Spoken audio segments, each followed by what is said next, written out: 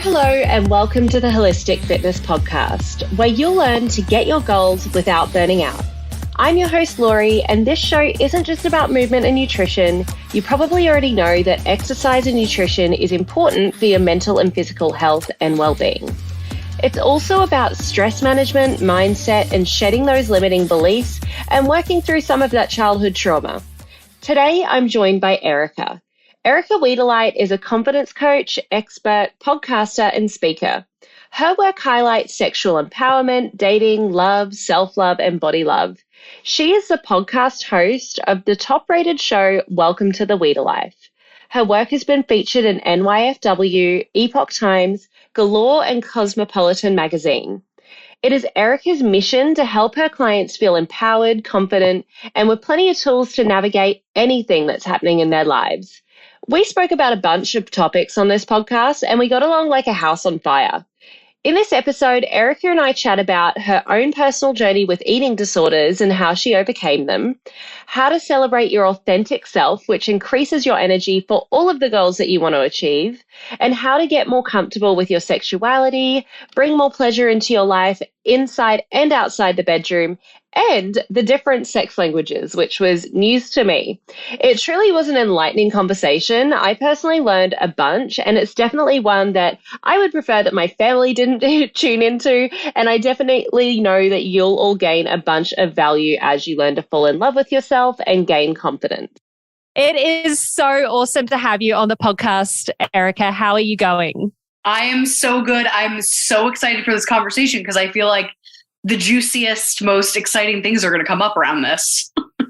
Same. I was loving looking you up, and I was loving doing a lot of research into you and what you're about, and just seeing that you're about that pleasure and that self-love and sexual empowerment. These are all topics that I feel like are so important that we don't talk about enough. So I'm so grateful to have you here. My first question is this, though. I feel like anyone that gets into a field like you or I, I'm helping people through holistic fitness, you're helping people through, self-love and empowerment. It's generally because we had some sort of like instigator to want to help people. So can you tell me a little bit more about your story as to why you ended up in this field? Yes, I love this. So I would have, and I think this is for so many of us, I would have died of embarrassment if I knew this was what I would be doing. And I still sometimes am kicking and screaming. I said this recently, like, it is cool, but it's so not cool when you like see friends from high school at like a wedding and they're like, so you're doing, so it's like, I'm still trying to like grapple with like, what the hell? So I was so, how do I say it? When I was younger, I was like free flowing in my body, but different situations took me here. And the cliff notes of it was I had a buildup, but within 1 year, I was dealing with a breakup, a pretty severe eating disorder, 3 deaths, 3 friends that have passed. And then my mom was diagnosed with cancer. And so it was like, this is like relentless. So I was like, I am being literally felt like the universe was taking my fucking head and like throwing it into the ground and like, what are you going to do? And so interestingly enough, with my mom's cancer diagnosis, I really was obsessed with holistic health. And so I went down that journey of like, okay, what can I do to help? What can I do to help? Never thinking like, I'm going to do this. Like, I was like, oh, no, this is like, and I was so cute. I was like, this is just for her. This is just for her. And then like, it literally accidentally turned into, I like couldn't help myself because all that I was learning, all that was transforming, I was like, I have to, it would be selfish not to share this with others. And that's kind of how this all spiraled to this. I never would have made this up if I could have. Oh my goodness, what a journey. 3 deaths, like your mother being diagnosed with cancer, a breakup, an eating disorder. That is enough life lessons, universe. Thank you. Yeah, I was like, am I good? Am I good? Like, did we fill the quota for this lifetime? Like, that's enough. That's literally enough. Yeah, no. And in 1 year, I want to dive into quite a few things here, but let's start with your mother. So you mentioned that, you must have been doing something else. So talk me through what you were doing before then. What did the journey look like with your mother to help her in that holistic health journey? Oh, it's such a good question. It was, for me, it actually taught me. So sure, I was going out and learning about foods and, the logistics. But for me, it actually told me and it taught me how to be like an amazing facilitator and space holder, because, nothing is more grim than you facing, what's going to happen to you. So I learned really how to hold, and she was not forcing that on me at all, but like it helped me hold really great space for her. While also being like, oh my gosh, this is what an affirmation is, it was cool because I was like, let's do these tools together. So that was kind of my journey with her, and the sexual empowerment came later, but the first initial like boom into this world started with her. And it's interesting because as much as the sexual empowerment does not feel connected to her, I do sometimes when I feel like very sappy and inspired, I'm like, oh, I do wish that she had access to and thank God she's still well. She's still, but I wish that she had access to the work that I do. Even going off that, I wish my grandmother and like that lineage had the access and the privilege to this work. You know what I mean? So sometimes when I'm like, fuck this, like I'm so over, putting up a fucking Instagram post or whatever it is, like, I'm like, I'm so lucky that I get to do this and that these conversations are that I'm almost like desensitized, like what a privilege it is that this is my norm to have these conversations.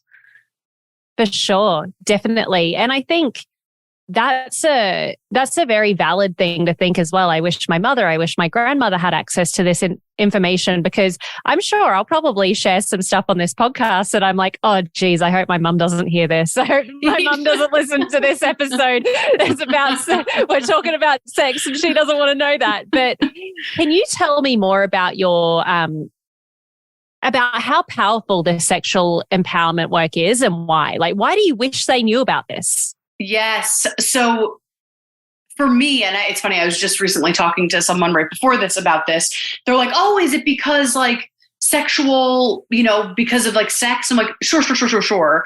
And for me, I did every self-help thing in the book, and I still continue to, because I love it. It gives me life. But I never went deeper with myself when I like had to look so raw and like quite literally naked at my shit around my sexuality, because it brought up shit around my body, my worth, my deserving. So like the self-help work for me was like fucking amazing. But me like having a relationship to like my shame and the like underbelly of like what I'm holding around my sexuality, I was like, ooh, like talk about a spiritual journey, talk about personal development. Like that was such an accelerator. And I'll say this really briefly, like for my body stuff, I went to years of therapy. It was so brilliant. I'm so fortunate I had that privilege. And for me, pleasure was such a radical revolution around my body reclamation, because I was getting that like, oh shit, like I am worthy and deserving of feeling good. And I didn't feel that before. Like I felt like I had horrible narratives about myself. And so pleasure was it sounds like, oh, pleasure, like that's a cute little like treat, but like it was such a radical transformer for me. Yeah. I love what you're talking about here, because a lot of what holistic fitness is about, like people know they're meant to exercise, they know they're meant to eat well, but it's like if you can reframe the way that you approach exercise and approach it from a place of enjoyment and approach moving your body from a sense of gratitude, it really shifts the narrative. But I do find that it's quite a process to help people shift that narrative and start getting comfortable in their own body, to the point of even looking at themselves in the mirror naked and being comfortable with that. It does bring up a lot of shadows.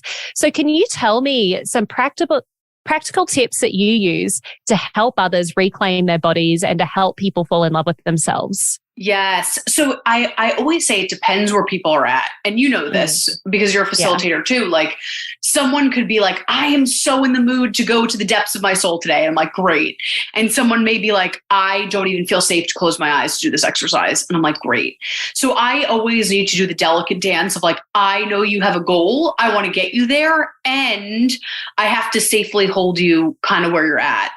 With that being said, a general tool I always do is like you hit the nail on the head. Some people are like, I'm not standing naked. That's too much. But what I do suggest is every time, because we do it so much, whether it's a mirror, a Zoom call, a FaceTime, what I suggest is whenever we pass a reflective surface, if we can give ourselves 3 compliments, and there's more, but I just want us to start with that. Like whenever, because you know the deal, I'm like, oh shoot, like my grays are coming in. Like we go right to that, like the deficiency. And so I want us to get good at changing those neural pathways of like, I'm going to find the rightness within myself. So I'm going to give us 2 tools is when we find that reflective surface, each time finding the rightness within ourselves. And after a while, like after 2 weeks, you're like, I did everything, Erica. I celebrated every body part. But what I suggest is like, get curious like a child and be like, look at yourself like a child would, like, oh my gosh, I love how this eyebrow hair is a little different than this. Like, I want us to like almost look at ourselves and celebrate ourselves like we are a piece of art. So that's 1. 2 is I would love for us to start to do daily celebrations. We're really good, you know the deal, at like bonding in negativity. You know what I mean? Which there's a space for that. Like there's a space to complain, to be held, to be in the shit, but we're really good at bonding in the negativity. It feels really uncomfortable to take up space and be celebrated. But I really would love for us to take on the tool of like, I'm going to find mini celebrations of myself today. I'm going to find the rightness in myself today. And it's getting behind ourselves versus crucifying ourselves. Yeah, that's so relatable. I was actually just messaging a friend today and like telling them I was actually editing my podcasts and just ripping them to pieces. And it's funny, you can teach this stuff, yet you can still be so perfectionistic and self-critical. Yeah. So super relatable today, Erica. When people are doing many celebrations, is this always aesthetic based or can it be about anything? What sort of things would people celebrate about? Oh, it does not have to be aesthetic. So, and it's funny because I usually start my calls with my clients one-on-one with like celebrations or brags.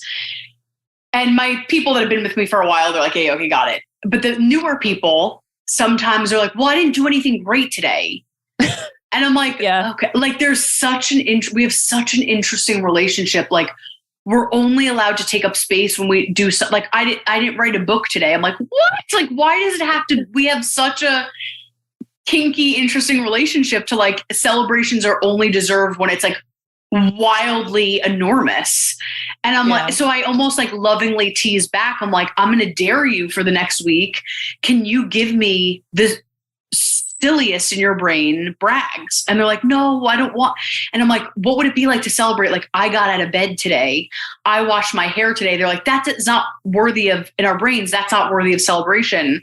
But what my dare is it is, you know, like we have such an interesting relationship to celebrations have to be like these huge things. And then we have such an interesting relationship to like the blood, sweat, and tears. It has to be so hard, so hard, so hard, so hard.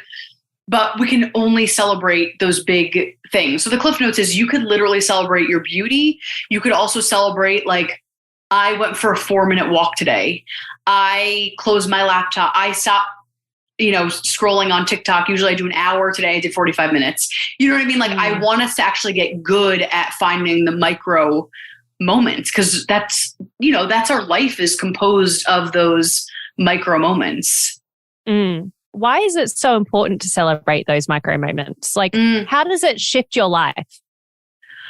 Completely. It totally reframes everything. So you feel more in control. You feel more powerful. You feel, the deal. It's like once it gives you momentum because it's like, oh shoot, so often the like, oh, it's just fine. It's okay.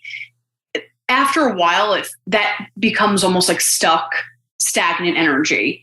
And so when we find like the rightness, even if it's like, I showered today, like it gives us like, even if it's like, so you're like, this is so stupid, but like, okay, it gives us like little moment. It like picks up the momentum for us to take actions that support us. You know what I mean? It's really hard to be like, oh, I'm nothing, I'm not that good. And then to make an action that support us, you know, like your work, it's hard to be so stuck in the stuff and then be like, I'm going to go work out or I'm going to pick up something healthy. It feels, this is something that helps us, how do I say, like already be in the energy of like, yeah, I'm feeling good. I'm going to continue to make choices that continue my journey of making me feel good, if that makes sense. It's gross, but like, it's almost like lube for like helping us to continue making, like, it helps us be like, oh, I am going to pick up that food that nourishes me. I am going to pick up, going for that walk while I, you know, or journal out my feelings. But when we feel so stagnant, like, oh, it's okay, it's whatever, it feels, you know, the deal. It's like harder to then pick up the healthier habit or the more supportive habit. Cause we're like, ugh, but this work, these micro moments are like lube to get us going and moving in supportive habits. Yeah, that makes total sense. Speaking of lube. I know, I was like, do I dare say this? But I guess we gotta. My mind like goes straight to the gutter. It's like, we gotta have lube to get us going. Yeah, I was like, fuck it, we gotta go there. Let's go. So with sexual empowerment, so something that I do sometimes struggle to support my girlfriends with and clients with is, you know, they'll say that they have problems, you know, getting wet, or they have issues being able to orgasm. For me, that's not been my experience. Yeah. I have no problems in either regard. Always have a great time in bed. So you probably have people that maybe don't. You're supporting people through that. This is really a two-pronged question. A, why do people struggle to get wet? Why do people struggle to have good orgasms? And two, how do you help people to learn how to do that? Because it's a wonderful thing. Yes. Okay. I love this. Okay. This is huge because you're going to be like, oh, I hate this answer, but go with me for the beginning of this. Okay. So in our culture, okay, the O is like the fucking best. Like, I'm not going to, like, let me put that disclaimer on, like, love it. We know there's endless, as you know, health benefits, like I can go on and on. We know that. And there is such a cultural, how do I say, like goal to get the O, to get the thing. Like, it's become like goal oriented, and there's become stories of, I must be broken. So many women are like, I don't even know if I've had an orgasm. Have I had an orgasm? And so there's a lot of shame and confusion. And so what I suggest to if you're an orgasming machine, if you're multi-orgasmic, or if you're like, I don't know, like, did I always suggest with my clients, let's take that off the table for now. Because usually when orgasm is the first thing, we rush to that goal. And it's like, you know, like, I have to get this thing. And so for the first few weeks, I'm like, let's rewire not rushing to that goal. And like, what if we just stroked, you know, even on your arm or even in your hair, like pleasure. We're so, again, in this culture, goal oriented of like, let me get the goal. And if I don't get the goal, I'm wrong or I'm broken. So for me, I really try to rewire and teach my clients to rewire their body that like, it's safe to just have a container to feel good. And maybe it's like just stroking or having a self-pleasure practice that doesn't end in a result. If it does, God bless. Does that make sense? So I start with that because there's like so much shame and stickiness, no pun intended, around orgasm. Yeah, no, that makes total sense. And I guess it gets complicated when you have a partner, right? Because if it's the other way around and you can't make them come, I always think, what's wrong with me? Why aren't they coming? Like, what have I done wrong? So I can definitely see maybe these women's partners feeling the same way as well. So how do you navigate that if you're trying to teach someone to enjoy the journey? Yes, I think you absolutely just nailed it. I think it's enjoying the journey. And we're taught unfortunately, so many of us are taught sexuality through porn. And that's, and that's like a subsection of humans. That's like a sub blueprint of how people get off. And some people do, like, that's how some people relate to sex. And that's great. It's like the jackhammer or, but that's not how everyone's journey is to sex. So for me, a big part of my work when we are in the sexual realm is deconditioning all of that. And it's like, what do you want your relationship to be like? Instead of it being like, it needs to look like A plus B equals C. It's like a reclamation period. It's a relationship, because who the hell makes time and space to have a relationship with their sexuality? That's not like a common conversation. So you nailed it, like taking the shame away and almost rewiring and going back to the basics of like, what do I even like? So often we're taught like in porn or, I think this is hot. I think wearing this lingerie is hot. It's like, cool. But like, what do you like? Do you like a firmer touch? Do you like a feather light touch? Do you like wearing lingerie? Do you not? Do you like a more like bound leather? But like, we've so rarely been exposed to those conversations to be like, what's my truth? That so often I see people being like, oh, I got this lingerie because I think that's what I'm supposed to do. Like there's lots of shoulds and supposed to's. And my work is really, or a part of my work is, what's your truth? And what ignites you and brings you pleasure and aliveness. For sure. Yeah. How do you navigate differences in relationships? So I'm going to like project my own experience here. I had an ex who didn't like lingerie, but I love lacy lingerie. I love getting dressed up. I enjoy looking sexy. It makes me get off. And when they don't like something different, I guess this is why they're an ex, but, sometimes it's difficult for you to have that confidence and have that positivity in the bedroom when there's different preferences there. So how do you coach people through that? Yes, that's a great question. And that's such a thing. Like that is such a thing. I want to throw a shout out. This is a sidebar because this is a great resource. Her name is Jaya and she has sexual blueprints, or she teaches sexual blueprints. I'm sure you've heard of her. She's on Sex Love and Goop on Netflix. She has tons of free resources too. And why I want to throw or pay homage to her is it's almost, we talk so much about the love languages in our world. And what Jaya has created is sexual blueprints. And some people are wired for like that porn penetration. Like that's genuinely what gets them off. Other people are sensual. Other people are kinky. Other people are shapeshifters. We have all of them inside of us, but that is a thing. And so often, like you're saying, sometimes if we do feel shame, like, oh, I don't like lingerie, we're like, oh, okay. Like, bye. That was embarrassing. I'm gonna put a cap on it. And like, you know what I mean? Like, sorry, that was weird. Like, exactly. And you're like, oh, like, and I'm going to go do that. And so I think that's why the reclamation is so important of ourselves first. So we could really feel like, what is my truth? And if this is my truth, do I feel safe enough and comfortable enough to share this with my partner and be like, hey, what's your truth? And how can we get into conversation together? So that's why for me, it's so important starting the work individually and seeing what brings pleasure and radiance to ourselves. So then we could play with one another. You know what I mean? We could invite one another in, but nothing, the deal is like nothing feels worse when you're like, I'm already shaky and I feel like awkward doing this new thing, So that's, I think I want to, like I said, I wanted to throw respect and homage to that line of work because I think that's important.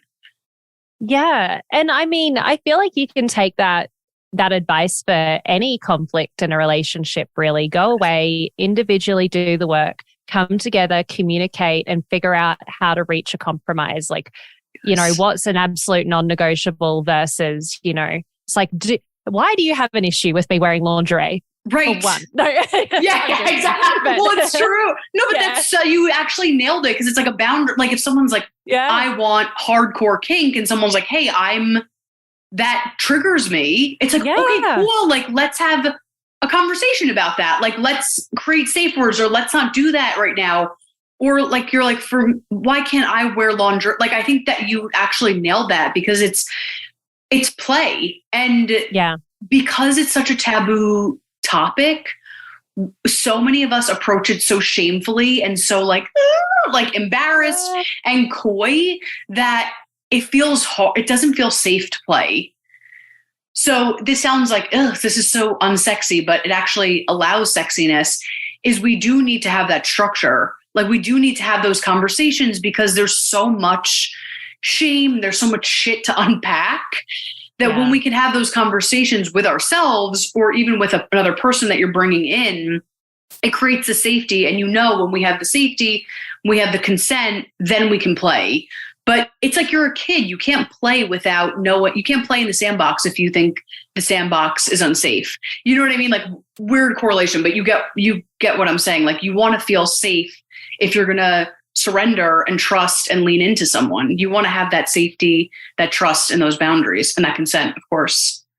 For sure. Yeah. You don't want a bloody snake in the sandbox. No. And you're like, you can't surrender. You know what I mean? Like you can't surrender. And like, oh, where's that snake? Right. Like, oh, and it's, like that does not feel good. No. Something that I've noticed a lot on like Instagram Reels and TikToks, I'm pretty active on social media, is this notion of masculinity and femininity.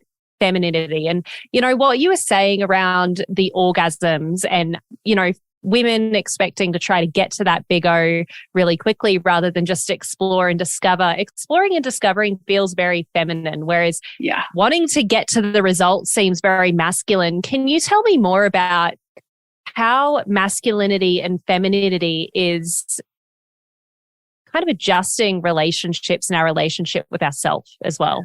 I love that. And I think the great thing is we need both of them. Like sometimes, like we talked about, like it's sometimes you're like, I need to get to an orgasm, or sometimes I need to have an aggressive, like sex sesh with myself.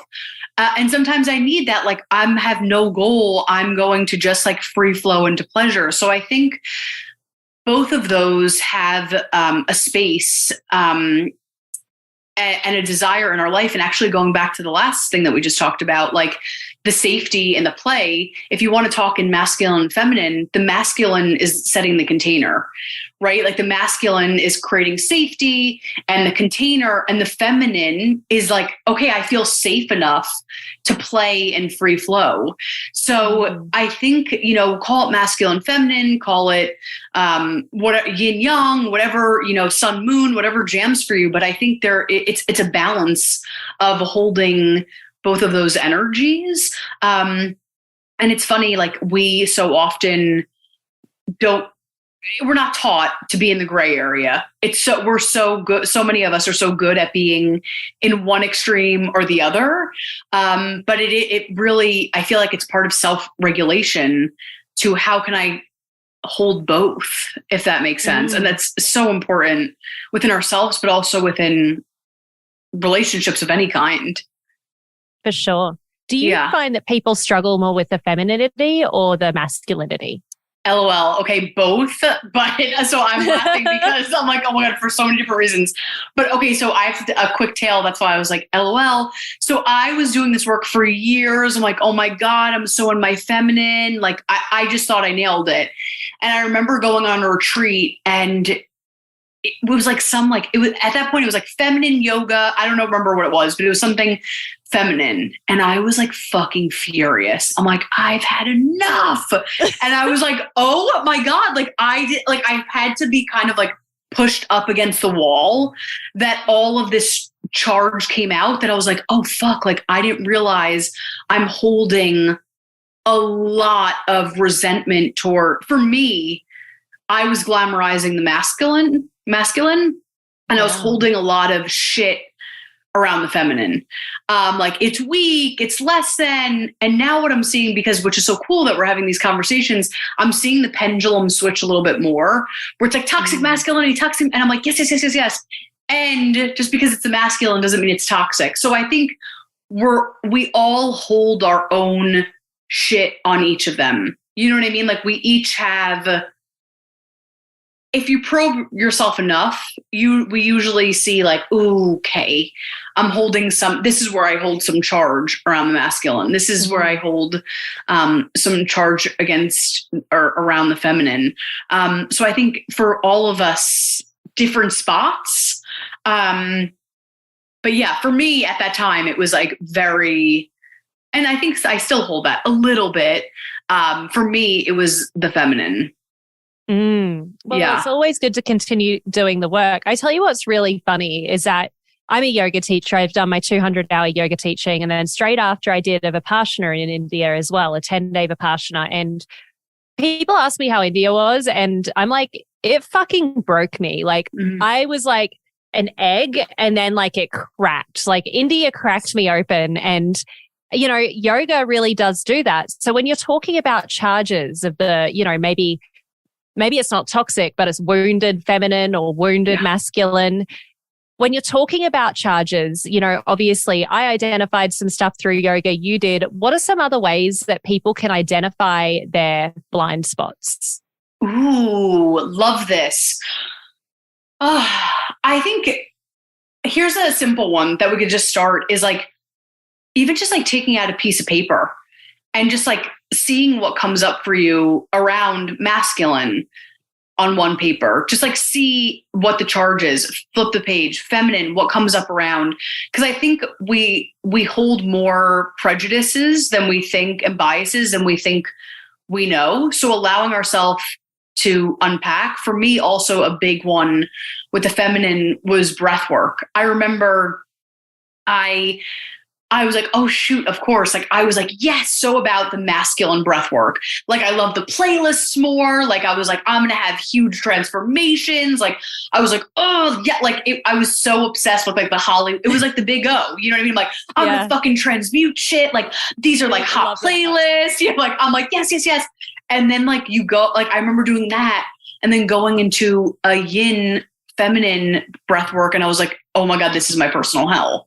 You know, like I don't want to listen to this soft song. Like I don't want to breathe slowly. And it's because my nervous system so did not know how to hold that. Like it felt so violating. It felt so unsafe. So there's a number of resources. Like I said, we could do the yoga. We could just journal it out. We can process with community. If anyone's in this world with you, like, hey, what do you think about this? What comes up for you? Breath work. I think just like starting to look deeper at like how we relate to it, and not even sure on a conscious level, like sure, pour it out in the journal, but also like how our body is currently relating to it and what it needs from us. Yeah, for sure. Makes total sense in terms of that journaling things. And it's just really that deepened curiosity about how you're reacting to things as well, because I'm really, and we'll get to pleasure shortly. This is kind of the opposite of pleasure, but almost what you resist is what you need to do more of in some ways. And where you're at, it's just like what you mentioned earlier, you know, someone's not ready to look naked in the mirror. Maybe at some point you're not ready to do the feminine breath work, the more yin breath work or yin yoga. But at some point, I do think we need to push ourselves kind of in that current that we're uncomfortable with to grow, right? Yes, it's so true. It's funny too, because I'm thinking about it just on a personal note. Like my business has been really important to me, and this year in my brain, I was like, this is going to be my biggest year yet. And it still quite could be, but like I was like, this is very, you know, around January, like this is going to be my biggest year yet, and ba ba ba ba ba ba. And I'm annoyed, but I'm like, LOL, of course, like my body is like, sure.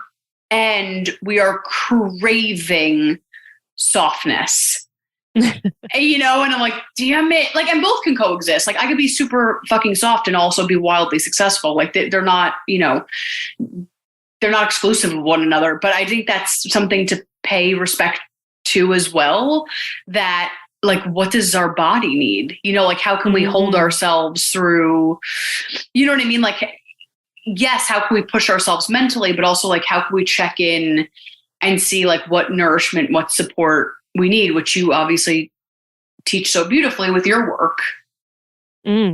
Well, yeah, those cycles are so important. And you raise a really good point. It makes me think of an astrologer I follow called Matthew. His business is Stillwater Alchemy. And one of his affirmations, because he's really big on rest as well, obviously he works really hard. He has a successful business, is the less I work, the more I earn. The less I work, the more I earn. The less I work, the more I earn. And the first time I heard that, that was really triggering for me because I'm a bloody workhorse. I'm always fucking working, and it's just like, well, how am I going to get shit done? It's like, even just hearing affirmations and then, okay, so what's my reaction to that? Like, do I believe that? And then, maybe that's not the affirmation for that specific person right now, but your response to affirmations and that notion of receivership, you can then observe it in your life. Like, I get free stuff a lot, but I used to feel really uncomfortable getting free stuff and be like, oh, no, I don't want that coffee. And now I'm like, fuck it, give me the coffee. Yes, like, please, more. And just keep on getting more free shit. Yes. Yes. Yeah, I think that you nailed it. I think that's like another way to tell where you're at with stuff. You know what I mean? Like if things feel, like you said, like unsafe or triggering, it's like, okay, cool. I know you've heard this too. It's like, as annoying as triggers are such an opportunity to heal. Like triggers are a direct invitation to be like, hey, here's a blind spot. Let's lean into this. So especially around when we're triggered around, yin yang dynamics, that's like, and we're like, I'm so triggered. It's like, cool. Let's get curious about why. Yeah. Yeah. For sure. Let's move on to pleasure. So you've spoken about pleasure in a few different ways, and it doesn't all have to be sexual. No. Can you tell me how people, I think it's really difficult to find pleasure when you're working so hard, when you're depressed, when you're reaching out to a coach for help, you're not feeling your body right now. How do you help people find pleasure? Like, what are some questions that you ask or whatever you do? I'm obsessed. I got to sit up for this. Okay. So I, like, obviously we talked about before, love the sexual, sensual pleasure. Amazing. And a huge part of my work is how can we use pleasure as a foundational tool in our literally everyday life. And so again, this is a nuanced conversation. If someone's dealing with depression, anxiety, there's a piece of mental health that needs to go with. So I'll put that to the side, for a second. So going off of the, how do I say, mundane, we are so good. Our brain wants to protect ourselves. Like our brain's job is to protect us. And so sometimes thriving feels scary. It feels out of our comfort zone. And so often we fall into habitual patterns of, I always say this, but every Tuesday, I'm eating that turkey sandwich. Like it feels so safe for us to go on autopilot. And then we kind of look back and we're like, oh my God, what just happened? Like, where did that month go? Where did that vacation go? We kind of like, I just kind of like blacked out to this experience. So for me, pleasure is a reclamation of the micro moments like we talked about. And so, yes, it could be like whatever, like I'm having this wildly amazing sexual experience, but it's also, I'm drinking this kombucha and I'm fucking like jamming to this kombucha. You know what I mean? Or I'm listening, instead of me listening to this music and being like, oh yeah, I've listened to the song 100 times. Like, holy shit, I really hear the violin here. And like, I'm really moved. So it's almost like, honestly, pleasure is like a portal to consciousness and being turned on, tapped into our five senses. Okay. So similar to what you mentioned earlier, like finding your pleasure is like another benefit of complimenting yourself all the time, or finding those, I guess, micro moments where you're grounded in gratitude really helps you figure out the things that you enjoy, brings more pleasure to your life, and gives you more available space to do all the things. Yes. And also, how do I say this? Here's an easy way to, if you're like, okay, I want to start doing this, but like how? I relentlessly ask myself throughout the day, when it's appropriate, of course. I'm not going to do this from a place of like bypassing and being like, I'm okay. Like there's a place to process grief and all that stuff. But in the mundane, I consistently ask myself, how can I make this moment more pleasurable? So an example is so many of us are working, from home with our heads down and we're crunched over. I don't need you to be, it'd be great to be feathered and to, be fed grapes, but like that's not always accessible. So it's like, okay, how can I make this like a barometer, 2% more pleasurable, 1% more pleasurable? Maybe it's okay. I'm working from home still, but I'm going to put on my favorite Spotify playlist or have a cup of tea. Like I just invite us to take like a little bit more ownership of the situation and like inject our own magic to make it like just a little bit more sparkly instead of feeling like, oh my God, I'm in this fucking crunchy contraction, if that makes sense. Yeah, I love that. So it's almost layering in, focusing on what you can control in the moment as well. Like, you can't control, like for you can't control the 3 friends that died in 1 year. So how do I, even though grief is a big thing, like how do I find those micro moments while allowing myself to grieve and process and go through all those motions?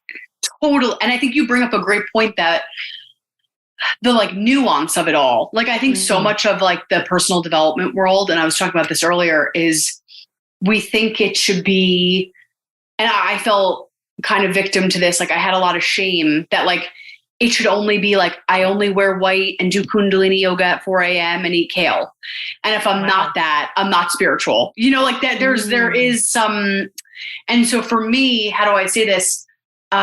Personal development's all of it. Like it is doing the Kundalini yoga. It is eating the kale, but it's also fucking deeply grieving when you've lost a loved one, or it's fighting for turn on when that does not feel available for you, so I think there's such a limiting conversation on what personal development is. And I love that, I just want to highlight that it's all of it. All of those emotions, all of the journey is part of the process. Hey, Holistic Fitness fam, a quick message from one of our sponsors, Ned. As you all know, I recommend good nutrition, movement, and stress management practices before supplementing, so you know what type of supplementation that your body actually needs. For me, I supplement with very few products, but Ned is one of them. I'm a type A, high-energy, ambitious business girly with massive goals. And sometimes I honestly just need to chill out and relax a bit. I've found that both Ned's de-stress and sleep blends fit in with my busy lifestyle and ambitious goals, but I was honestly not a big fan of CBD products before trying Ned, mostly because of the culture surrounding weed. I just didn't want something that was going to alter my state of mind so that I became much less of a goal-getter or less ambitious. That was until I learned about full spectrum hemp and their benefits. Ned blends are chock full of premium CBD and a full spectrum hemp of active cannabinoids.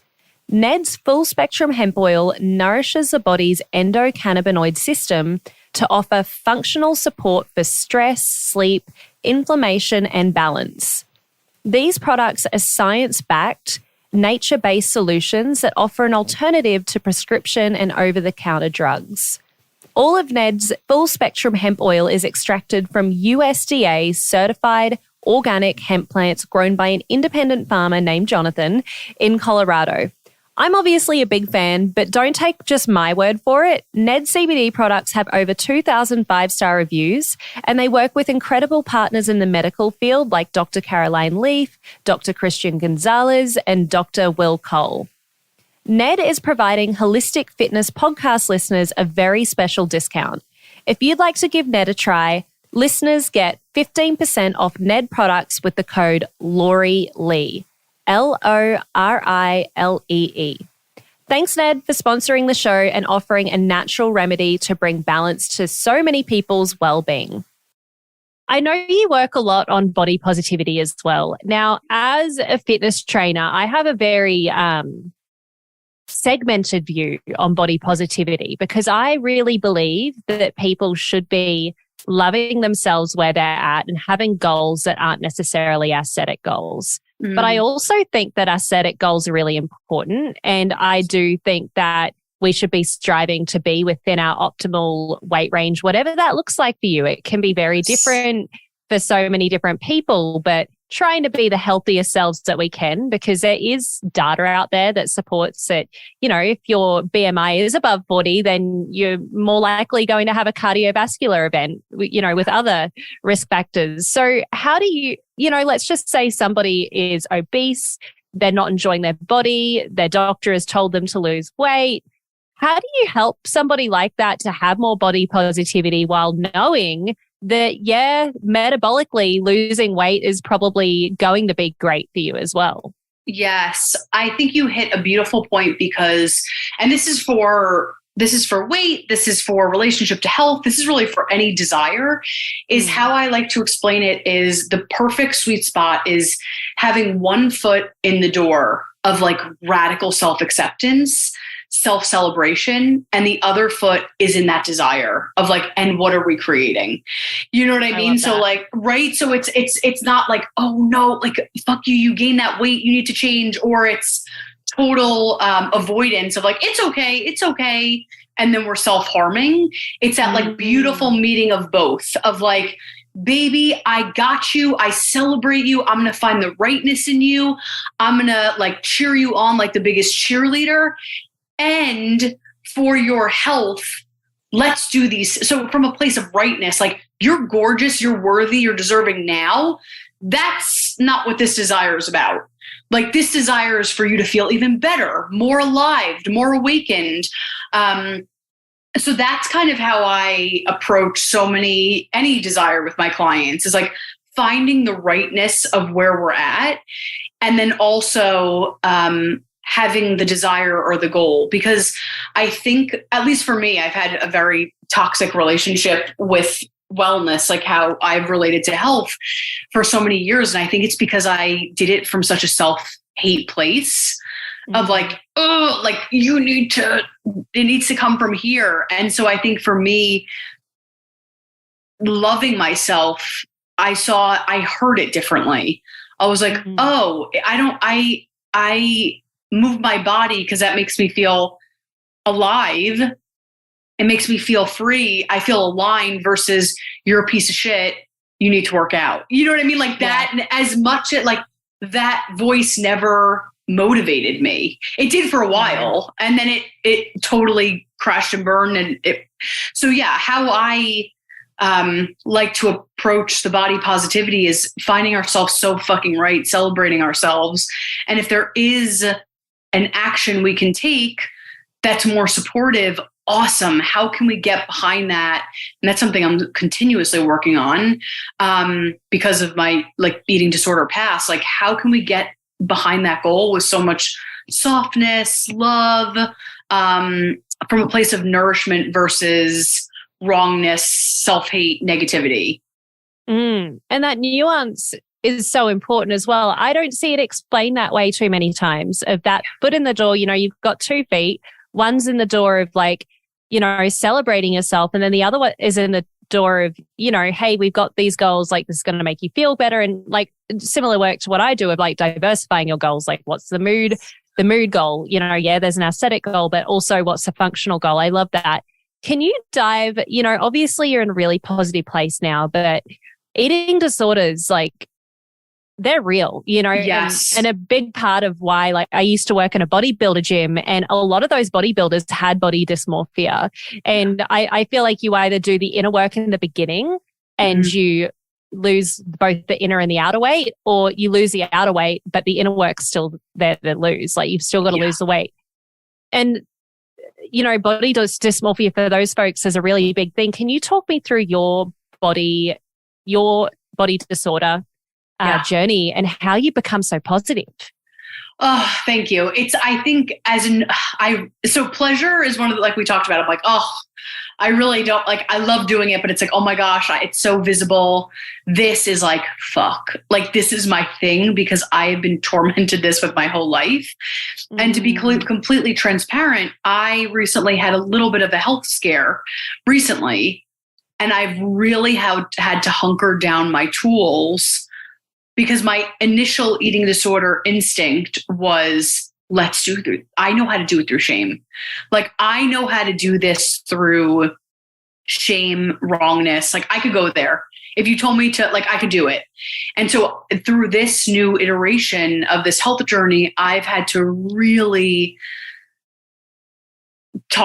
do what we just talked about. Like, okay, you are worthy and beautiful now. And because I have those triggers within, like I have those impulses inside of me that goes to one extreme or the other. What was I just going to say about that? Yeah, it's something, a deep toggle to wrestle. So I deeply understand because I've lived it so many times, but this is what I was going to say is I remember I saw a speaker say this years ago, and she said something, it was 1,000 or 2,000, but she said, in my lifetime, I have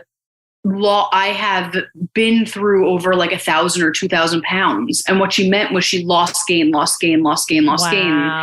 And I was like, holy shit. And then I was like, wait, I have too. Like I have literally, jeez, like been the smallest option, like the smallest pant size, like 0, or the biggest. And just this deep fluctuation. So for me, I had but no choice. I mean, there were other choices, but to find my rightness where I was, and hey, what's the most supportive for you? What's the most healthy? So for me, this is actually one of my deepest lessons, because old triggers, like I said, when I was really in that eating disorder, the gnarliest thought, like I was in my most shadow self. I looked, quote unquote, everyone was like, you look amazing, like, and I was like, I am dead inside. Like, I was like, I am fucking dead. Yeah. And so it's been a weird, interesting journey of like really getting behind myself. And instead of using food /wellness /movement as a reward or a punishment of how can I relate to this in a way that supports me, which was never fucking taught to me. It's so foreign to me. I'm almost like a child that needs to like baby myself in this world. That's like, this is something that supports you. Like I need to 101 myself a lot because I have such old patterns and conditioning around this. Yeah. Wow. That is so powerful, and something that, because I help a lot of people who yo-yo diet and they've lost the weight, they put it back on, and there's a lot of shame about putting it back on. And what I always say is like, well, what did you learn when you lost it the first time? Like, what did you learn in the gym? What did you learn from that trainer? What did you learn from that yoga class? What did you learn from that nutrition plan? And it's all about learning. But for you, I know you've mentioned wrongness and rightness quite a lot during this podcast. And you mention them a lot as what are the drivers that help you have this healthier state of mind so you can have more available space. What is wrongness and what is rightness in the context that you use it?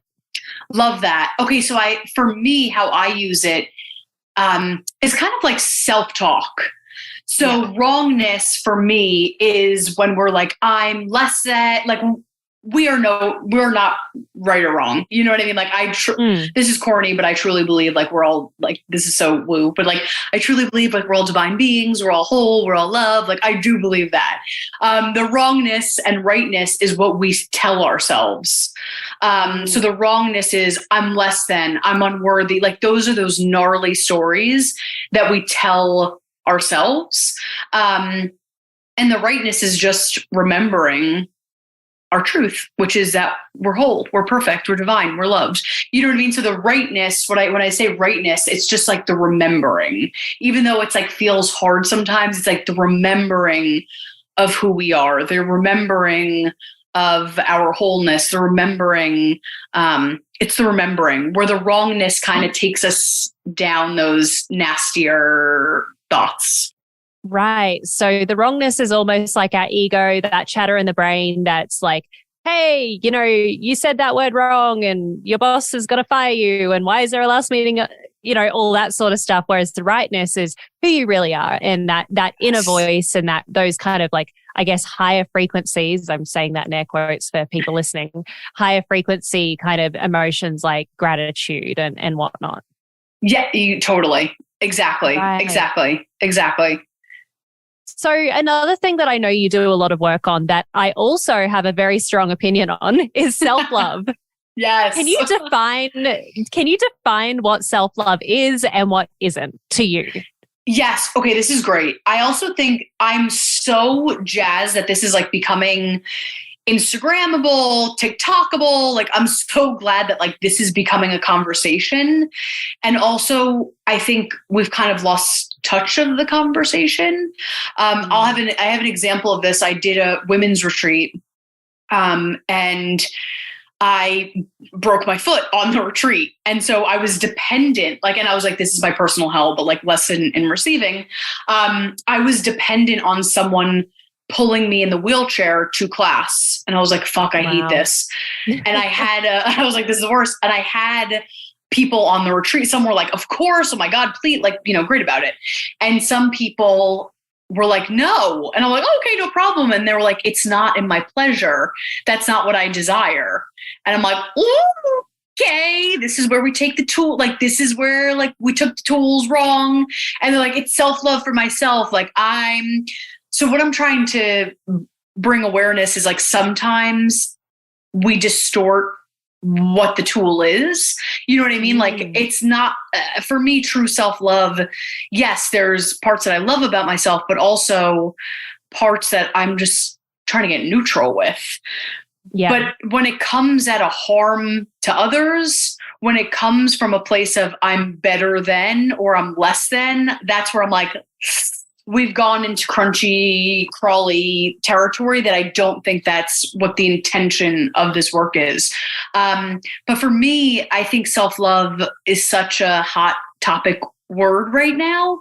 And I think it's so nuanced. Like, sometimes it's just cool. Like, I just want to get my clients sometimes just to get out of self-hatred. You know what I mean? Like, and they might be like, bitch, I'm not available for self-love right now. I'm like, cool. Can we work the next few months to just get to a neutral?